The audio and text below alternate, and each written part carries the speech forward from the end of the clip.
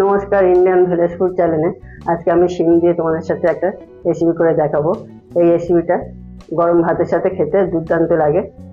এই রেসিপিটা যে এতটাই সুন্দর হয় খেতে, মাছ মাংস কিছুই প্রয়োজন পড়বে না, আর বানাতে কোনো ঝুট ঝামেলা নেই, আর খুবই অল্প সময়ের মধ্যে হয়ে যাবে। আর চলুন ঝটপট রেসিপিটা দেখে নিই।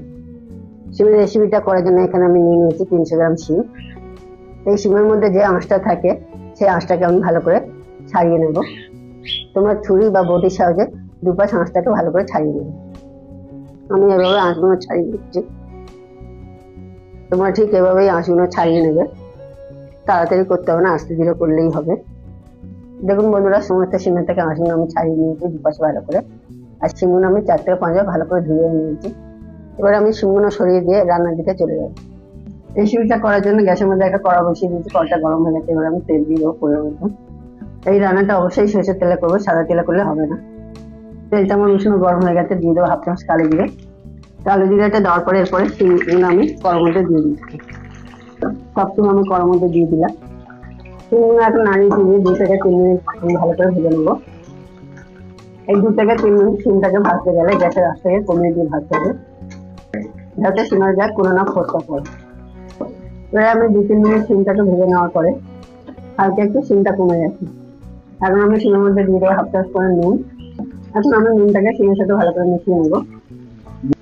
নুনটা দিলে শিমটা খুব ভালো করে তাড়াতাড়ি ভাজা হয়ে যাবে আর সমস্ত কিছু মিশে হয়ে যাবে। এখন আমি শিমটাকে ঢাকা দিয়ে দেবো, দিয়ে ভালো করে ভেজে নেবো। প্রায় 2-3 মিনিট পরে আবারও আমি ঢাকাটা খুলবো। শিমটা আগে থেকে অনেকটা নরম হয়ে গেছে, আমি ভালো করে নাড়িয়ে চিনিয়ে দেবো আর শিমটা ভালো করে ভেজে নিয়েছি। এই ফাঁকে 2-1 বার আমি নাড়িয়ে চিনিয়ে দিয়েছি ভালো করে। ঢাকাটা খুলে এবার এর মধ্যে দিয়ে দেবো 1/2 চামচ হলুদের গুঁড়ো, তারপর দিয়ে দেবো 1/2 চামচ লঙ্কার গুঁড়ো। তবে বন্ধুরা, তোমরা যে যেমন ঝালটা খাবে সেদিকে বুঝে শুনে ঝালটা ব্যবহার করবে। এরপর দিয়ে দেবো 1/2 চামচ নুন। এরপর দিয়ে দেবো 1 চামচ মতন চিনি। চিনিটা তোমরা স্বাদ অনুযায়ী ব্যবহার করবে, আর চিনিটা দিলে রান্নার টেস্ট আর কালার দুটোই বাড়ে।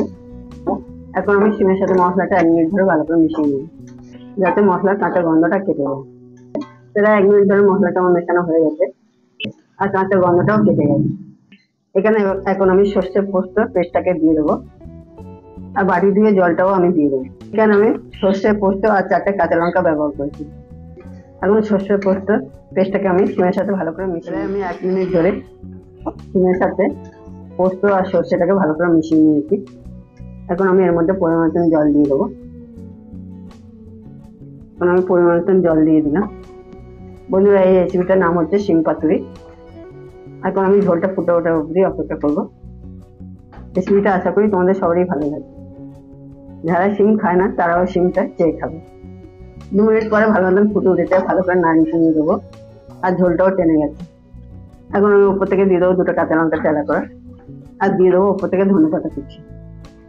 ধনেপাতা কুচিটা দিয়ে আমি ভালো করে নাড়িয়ে চিনিয়ে দেবো। এই রেসিপিটা খুবই সুন্দর, একদম সাদা মাটা তরকারি, কোনো রিচ নেই, আর ঝালটা একটু তোমরা কম বেশি বুঝে শুনে দেবে। এখন আমি দিয়ে দেবো উপর থেকে সামান্য পরিমাণে সরষের তেল। এই কাঁচা তেলটা দেওয়ার কারণে শিম পাতুরির রেসিপিটা খুব সুন্দর হবে, আর এই শিম পাতুরি সরষের তেল দিয়ে খেলে খুব ভালো লাগে। এখন আমার রেসিপিটা তৈরি, এখন আমি নামিয়ে নেব। বন্ধুরা, আমার শিম পাতুরি রেসিপিটা হয়ে গেছে। কত সুন্দর একটা কালার দেখতে পাচ্ছেন, মিষ্টি। বলেছি না, গরম ভাতের সাথে কিছু লাগবে না, আর আশা করছি আর কিছু লাগবে না। আজকে আমাদের ভিডিও আমি এখানেই শেষ করছি।